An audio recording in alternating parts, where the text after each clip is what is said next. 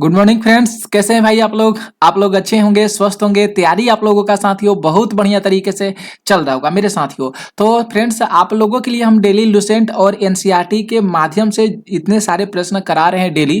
तो आप लोगों का फर्ज बनता है कि साथियों आप लोग भी जिस तरह से हम मेहनत कर रहे हैं उस तरह आप लोग भी मेहनत कीजिए और जो भी एग्जाम की आप तैयारी करें उसमें आप लोग सक्सेसफुल हुई, अपना सफलता जो है उसमें हासिल कीजिए, ठीक ना। यही मेरा जो है उद्देश्य है आप लोगों के प्रति। तो मेरे साथियों, लुसेंट और एनसीईआरटी के प्रश्न डेली आप लोगों के लिए हम रिकॉर्डेड क्लास इस टाइम पे कराते हैं। रिकॉर्डेड क्लास है ये फ्रेंड्स। और एक जो क्लास चलती है 7 PM में चलती है, 7 बजे शाम की क्लास चलती है। उसमें भी हम लोग लुसेंट और एनसीईआरटी के टॉपिक वाइज जो होते हैं प्रश्नों को करते हैं। तो वो क्लास बहुत बेहतरीन होते हैं और ये भी क्लास बहुत बेहतरीन होती है। प्रश्न का लेवल होते हैं एग्जाम के पॉइंट ऑफ व्यू से ही हम लोग तैयार कर कर आप लोगों के समक्ष लाते हैं। तो फ्रेंड्स, ये निचोड़ प्रश्न है यानी मिक्स कंटेंट है लुसेंट और एनसीईआरटी का।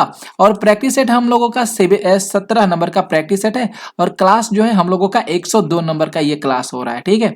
तो अभी तक से 101 से लेकर 101 तक जो है क्लास हो चुका है और ये जो है 102 नंबर वाला क्लास है। तो ध्यान रख लीजिएगा, पूरा लेक्चर प्लेलिस्ट पड़ा है लुसेंट और एनसीईआरटी का, आप लोग उसको जरूर देख लीजिएगा, ठीक है। यहाँ पे अगर बात करेंगे पहले प्रश्न पे कि समझौता ज्ञापन जिसको MOU बोला जाता है, इस पद्धति की शुरुआत सर्वप्रथम किस वर्ष शुरू की गई थी? सर्वप्रथम किस वर्ष शुरू की गई थी, ठीक है।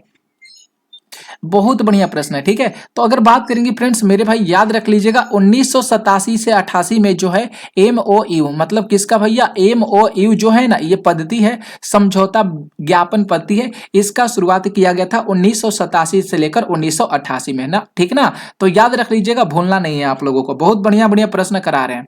अगर सेकंड प्रश्न की बात करेंगे कि राष्ट्रीय वनीकरण एवं पारिस्थितिकी विकास बोर्ड जिसको हम लोग NAEB के नाम से जानते हैं, इसकी स्थापना भारत सरकार के द्वारा कब किया गया था? भारत सरकार के द्वारा फ्रेंड्स NAEB देख रहे हैं ना, NAEB इसकी स्थापना भारत सरकार के द्वारा कब किया गया था? तो मेरे भाई याद रख लीजिएगा 1992 में किया गया था। कब किया गया था? 1992 में किया गया था। तो बी ऑप्शन आप लोग यहाँ पे सही कर लीजिएगा, ठीक है। इसके आगे बात करेंगे थर्ड नंबर जो प्रश्न है कि रेखीय समिति का संबंध निम्न में से किससे है? देख लीजिएगा कितना बढ़िया बढ़िया प्रश्न है कि रेखीय समिति का संबंध जो है निम्न में से किससे है? प्रत्यक्ष कर से है कि अप्रत्यक्ष कर से है? तो मेरे साथियों याद रख लीजिएगा अप्रत्यक्ष कर से हो जाएगा, ठीक है।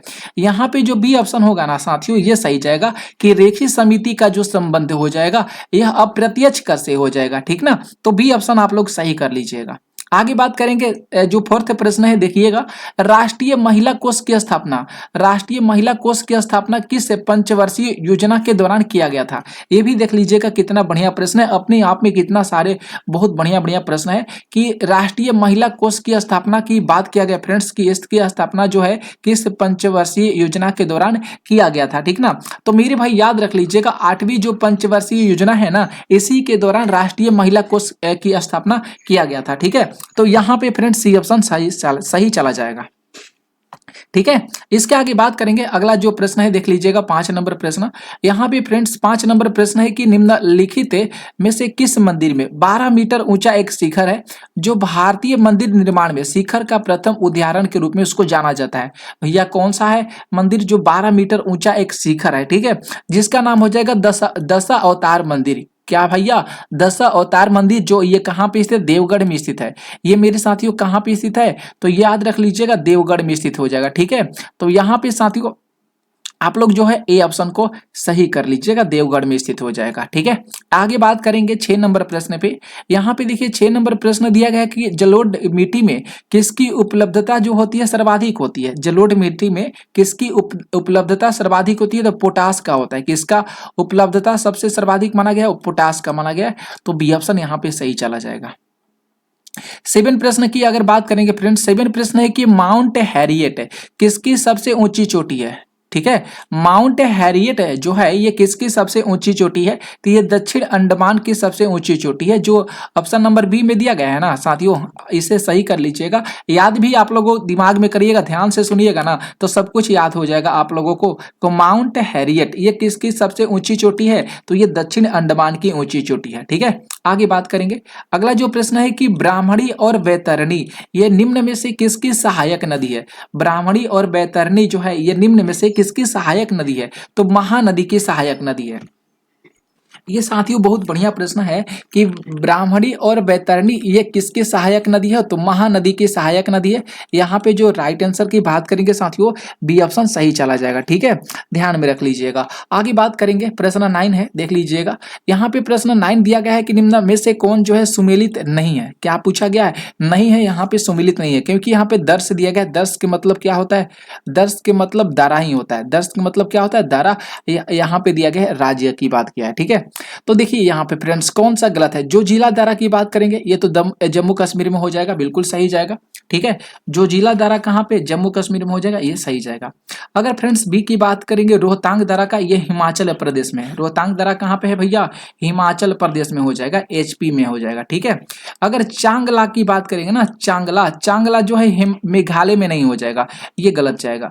अगर बॉमडीला की बात करेंगे अरुणाचल प्रदेश में, यानी एपी यहाँ पे हम लोग करेंगे, ये सही जाएगा।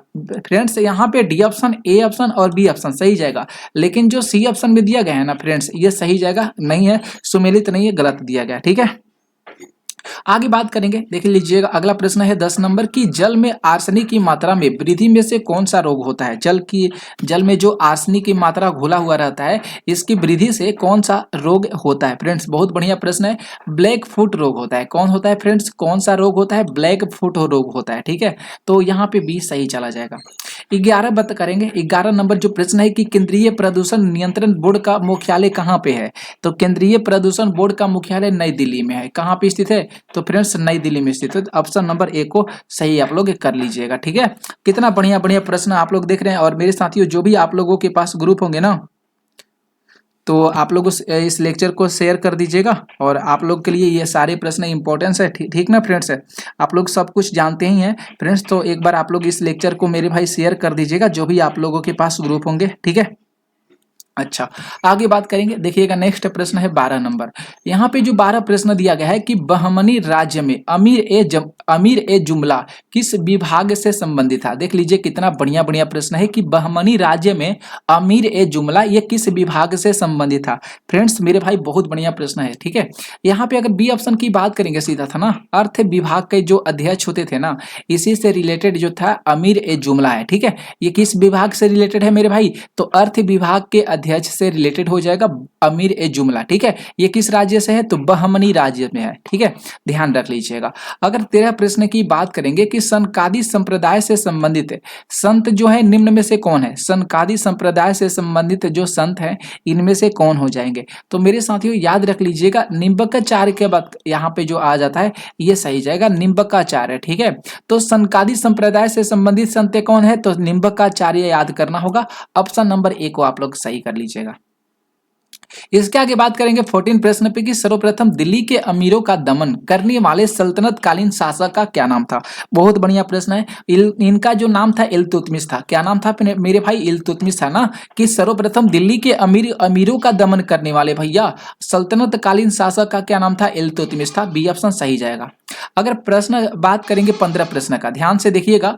यहाँ पे जो 15 प्रश्न है मेरे भाई की सूची 1 दिया गया, मठ यहाँ पे दिया गया है, और सूची 2 दिया गया, यहाँ पे स्थान का नाम दिया गया, ठीक है। और आप लोगों को बताना होगा कि 15 नंबर जो प्रश्न है इसका सही आंसर क्या जाएगा। जो हेमिस मठ दिया गया है ना, ये किस स्थान पर है, हेमिस मठ जो है किस स्थान पर है, तो हेमिस मठ जो है लद्दाख में हो जाएगा। कहाँ पे हो जाएगा मेरे भाई, तो हेमिस मठ जो हो जाएगा लद्दाख में हो जाएगा। एक का तीसरा जाएगा। तवांग मठ की बात करेंगे, किसका बात करेंगे, तवांग मठ की बात करेंगे। तो तवांग जो मठ है ना मेरे भाई, ये भी ध्यान में रख लीजिएगा, ये हो जाएगा मेरे साथियों अरुणाचल प्रदेश में। तवांग मठ कहाँ पे, अरुणाचल प्रदेश में। यहाँ पे इसके आगे बात करेंगे सी ऑप्शन का, बोधि मंडा मठ है। बोधि मंडा मठ कहाँ पे, तो बोध गया में। देख रहे हैं ना, बोधि से आप लोगों को पकड़ना होगा साथियों कि बोधि मंडा मठ कहाँ पे, बोध गया में। नाम ग्याल मठ का की बात किया गया है, तो धर्मशाला में हो जाएगा। नाम ग्याल मठ कहाँ पे है, धर्मशाला में। तो यहाँ का ए का जो तीसरा सही चला गया, बी का जो हो गया पहला सही चला गया, सी की बात करेंगे तो चौथा हो गया, और डी की बात करेंगे तो यहाँ पे दूसरा हो गया। तो 3 1 4 2 किस में सही है, तो सी ऑप्शन में सही हो रहा है ना। तो हम लोग सी ऑप्शन को साथियों सही कर लेंगे। 16 की बात करेंगे। 16 नंबर जो प्रश्न दिया गया है कि अशोक के किस शिलालेख में धम्म यानी धर्म की व्याख्या किया गया है। बहुत बढ़िया प्रश्न है कि अशोक के किस शिलालेख में धम्म यानी धर्म की व्याख्या किया गया है। बहुत बढ़िया प्रश्न है। तो बात करेंगे 11वां शिलालेख में। कौन सा शिलालेख में मेरे साथियों? 11वां शिलालेख में अशोक के जो है धर्म यानी धम्म की व्याख्या किया गया है। ऑप्शन नंबर डी सही चला जाएगा। 17 प्रश्न की बात करेंगे मेरे साथियों, देख लीजिएगा। 17 प्रश्न है कि रेशम बनाने की तकनीक का विकास सर्वप्रथम किस देश में हुआ है। रेशम बनाने की तकनीक का जो विकास हुआ है सर्वप्रथम किस देश में हुआ है, ठीक है। तो याद रख लीजिएगा चीन में हुआ है। किस देश में हुआ है भाई? चीन में हुआ है। राइट आंसर की बात करेंगे तो बी ऑप्शन यहाँ पे साथियों सही चला जाएगा, ठीक है। आगे बात करेंगे 18 प्रश्न। तो ये साथियों हम लोग अगर बात करेंगे 18 नंबर प्रश्न की बात करेंगे। देख लीजिएगा 18 नंबर प्रश्न दिया गया है कि सविनय अवज्ञा आंदोलन के दौरान सरोजिनी नायडू ने कहीं पर नमक डिपो पर धावा बोलने के लिए सत्याग्रह के द्वारा सत्याग्रह का नेहाव किया था। बहुत बढ़िया प्रश्न यहाँ पे आप लोग देख रहे हैं ना, कितना बढ़िया बढ़िया प्रश्न है मेरे भाई। और एग्जाम के पॉइंट ऑफ व्यू से बात करेंगे ना मेरे साथियों, बहुत इंपॉर्टेंस हो जाएगा, ठीक है। यहाँ पे नेतृत्व किया गया था भैया, ये कहाँ से करा है? नेतृत्व किया गया था, ठीक ना। कि सविनय अवज्ञा आंदोलन के दौरान सरोजिनी नायडू ने कहीं पर नमक डिपो का, ठीक है, नमक डिपो पर धावा बोलने के लिए सत्याग्रह का नेतृत्व किया था। मेरे भाई याद रख लीजिएगा धरसाना यहाँ पे सही जाएगा। बी ऑप्शन आप लोग सही कर लीजिएगा, धरसाना, ठीक है। B is right answer, okay. आगे बात करेंगे, देख लीजिएगा अगला प्रश्न है 19 नंबर। 19 नंबर प्रश्न है कि चोलों के शासनकाल में निम्नलिखित में से कौन एक ब्राह्मणों का एक संगठन था, ठीक है। चोलों के शासनकाल की बात किया है तो भाई याद रख लीजिएगा सभा होता था उस समय की, जो होता था ना शासनकाल में, जो ब्राह्मणों का संगठन होता था, एकजुट होता था, उसे सभा के नाम से जाना जाता था। डी ऑप्शन सही जाएगा। इसके बाद बात करेंगे 20 नंबर। यहाँ पे देखिए 20 नंबर प्रश्न है कि 1857 के क्रांतिकारी और उससे संबंधित स्थानों को सुमिलित करना है, मिलान करना है, ठीक है। क्रांतिकारी एक तरफ दिया गया और इसका स्थान दिया गया। बहुत बढ़िया, ये भी प्रश्न हो जाएगा। इसके बाद बात करेंगे यहाँ पे अगर ए ऑप्शन की बात करेंगे कि लियाकत अली खान की बात किया है तो फ्रेंड्स ये इलाहाबाद से संबंधित हो जाएंगे, इलाहाबाद, ठीक है। खान बहादुर खान की बात क्या है तो ये बरेली से रिलेटेड है, यानी ए का यहाँ पे चौथा सही चला गया। बी की बात करेंगे तो यहाँ पे तीसरा सही चला गया। अजी मुल्ला की बात किया गया, अजी मुल्ला फतेहपुर से रिलेटेड है, ठीक है। अजी मुल्ला यहाँ से रिलेटेड है, फतेहपुर से है, तो सी का पहला चला गया। बेगम हजरत महल की बात करेंगे, लखनऊ से रिलेटेड है, यानी डी का चौथा जाएगा। तो अरे भैया डी का दूसरा जाएगा ना। यहाँ पे फ्रेंड्स हम लोग बात करेंगे तो डी का क्या होगा? दूसरा सही आप लोग कर लीजिएगा। 4 3 1 2 जो यहाँ पे जा रहा है, जिस ऑप्शन में दिया गया है उस ऑप्शन को हम लोग यहाँ पे सही कर लेंगे, डी ऑप्शन यानी सही जाएगा, ठीक है। 21 प्रश्न की बात करेंगे। यहाँ पे देखिएगा 21 नंबर प्रश्न दिया गया है कि अधोमुखी निस्यंदन सिद्धांत जो है निम्नलिखित में से किस क्षेत्र से संबंधित था, ठीक है। तो ये जो था शिक्षा से रिलेटेड था, किससे? शिक्षा से रिलेटेड था। ऑप्शन नंबर ए सही जाएगा। आगे बात करेंगे प्रश्न नंबर 22 पे। 22 नंबर प्रश्न दिया गया है कि 1872 ईस्वी में नेटिव मैरिज एक्ट को पारित कराने में महत्वपूर्ण भूमिका निम्न में से किसके द्वारा निभाया गया था। ये भी साथियों मस्त प्रश्न है। तो केशव चंद्र सेन के द्वारा जो है इस भूमिका को बहुत अच्छे तरीका से निभाया गया था। 1872 की बात किया है, नेटिव मैरिज एक्ट को पारित करने के में, ठीक है। अहम भूमिका केशव चंद्र सेन के द्वारा निभाया गया था। प्रश्न नंबर 23 है कि निम्नलिखित में से कौन सी घटना सबसे पहले हुआ था। तो भैया याद रख लेंगे रॉलेट एक्ट। यहाँ पे जो बी सी और डी ऑप्शन में दिया गया है ना, तो सबसे पहले की घटना के बारे में जो है यहाँ पे प्रश्न में जिक्र किया है, तो रॉलेट एक्ट को हम लोग यहाँ पे सही कर लेंगे। ऑप्शन ए यहाँ पे सही जाएगा, ठीक है। इसके आगे बात करेंगे 24 नंबर प्रश्न पे कि भारत की संविधान सभा का गठन जो है किसके प्रस्ताव पर किया गया है। भैया ये भी प्रश्न बढ़िया है। तो कैबिनेट मिशन के प्रस्ताव पर किया गया है भारतीय संविधान सभा का गठन, भी सही जाएगा।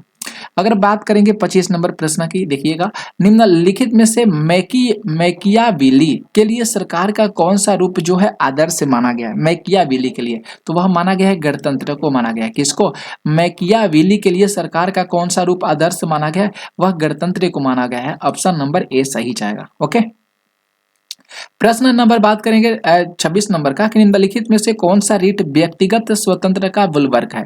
ये भी बढ़िया प्रश्न है। तो मेरे भाई याद रख लीजिएगा, बंदी जो प्रत्यक्षीकरण दिया गया है ना डी ऑप्शन में, ये जो भाई है ये स्वतंत्रता का मतलब व्यक्तिगत जो स्वतंत्रता का जो रीट है बुलवर्क, ये बंदी प्रत्यक्षीकरण हो जाएगा, ठीक है।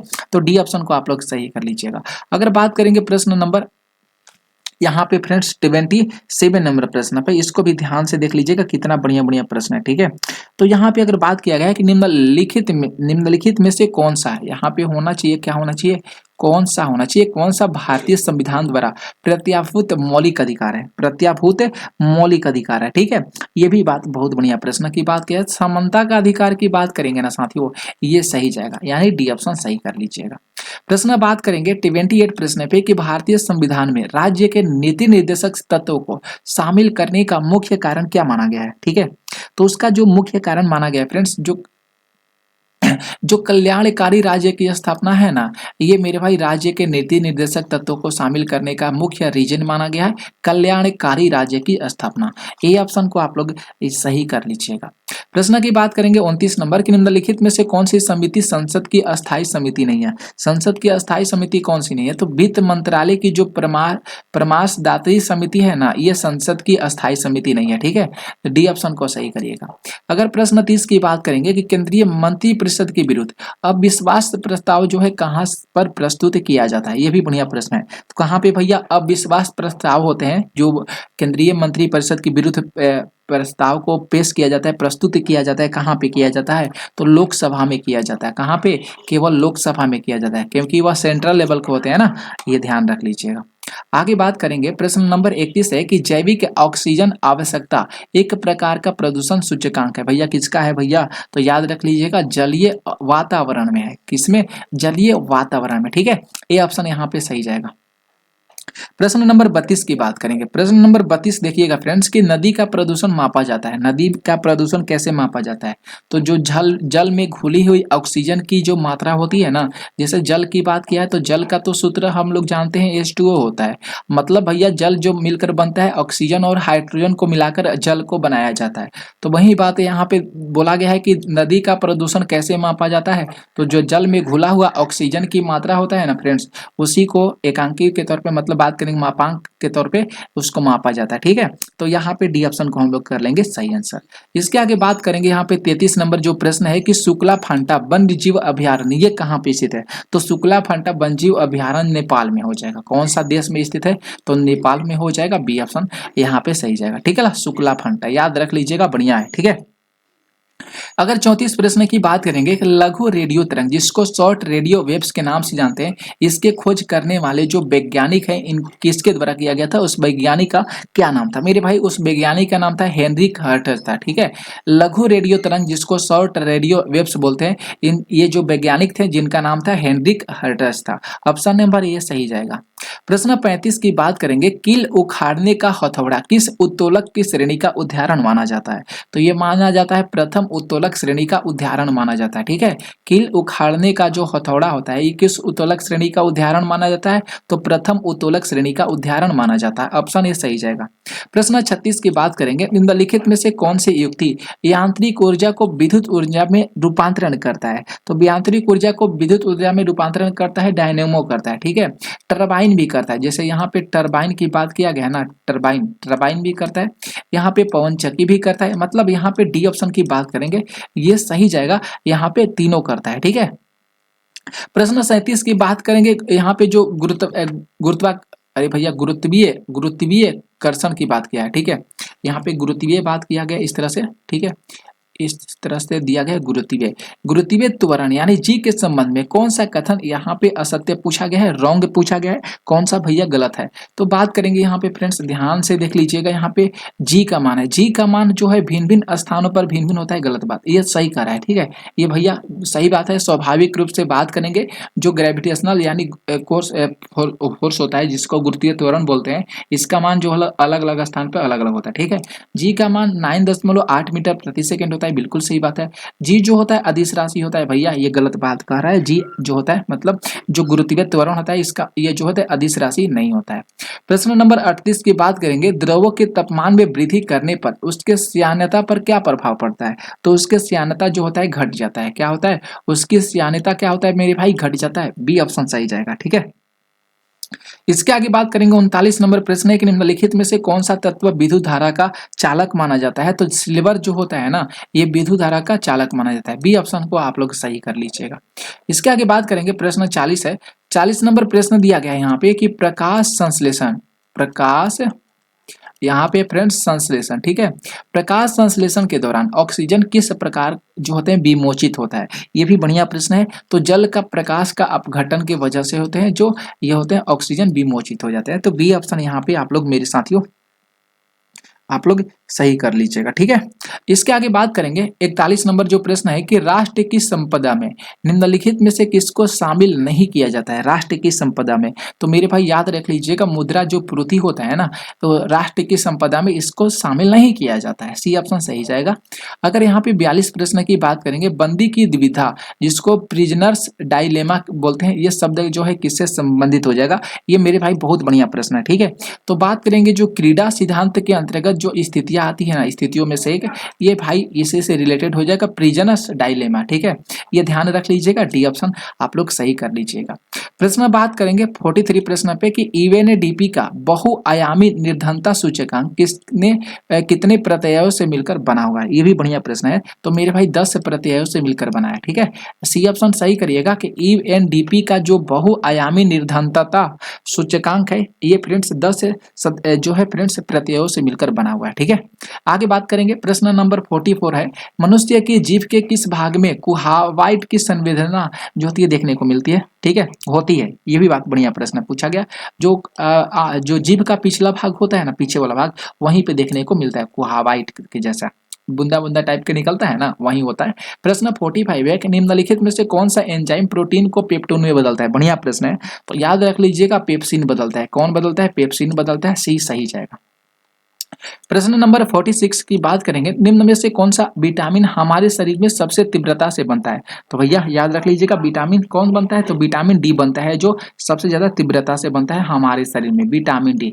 और ठीक है, तो यहाँ पे सी ऑप्शन आप लोग सही कर लीजिएगा। आगे बात करेंगे प्रश्न नंबर 47 है, 47 प्रश्न है कि निम्नलिखित में से किस भाग में पाचक और श्वसन नलियां जो होती है क्रॉस करती है, क्या करती है, क्रॉस करती है, दोनों जाती है, ठीक है। तो उसका बात करेंगे फ्रेंड्स ग्रसनी में जाती है, ग्रसनी में जाती है ना दोनों नलियां, ऑप्शन नंबर ए सही करिएगा, क्योंकि हमारे शरीर में दो तरह की नलियां होती है। इस तरह से हमारे शरीर में फ्रेंड्स है दो तरह की नली होती है, एक जो होती है सांस लेने वाली होती है और एक जो नली होती है हमारे पेट में खाना जो भोजन जाता है ना, वह मुख के माध्यम से वो होता है। प्रश्न 48 है कि रक्त में मूत्रमल, ठीक है, मूत्रमल के उच्च स्तर के कारण निम्नलिखित में से कौन सा रोग जो हो जाता है, तो ग्वाइट हो जाता है, कौन सा रोग, ग्वाइट होता है, ठीक है। यहाँ पे ध्यान रख लीजिएगा, सी ऑप्शन यहाँ पे सही जाएगा, ठीक है ना फ्रेंड्स। तो ये सारी चीज आप लोग ध्यान में रख लीजिएगा, मस्त मस्त प्रश्न है ग्वाइट।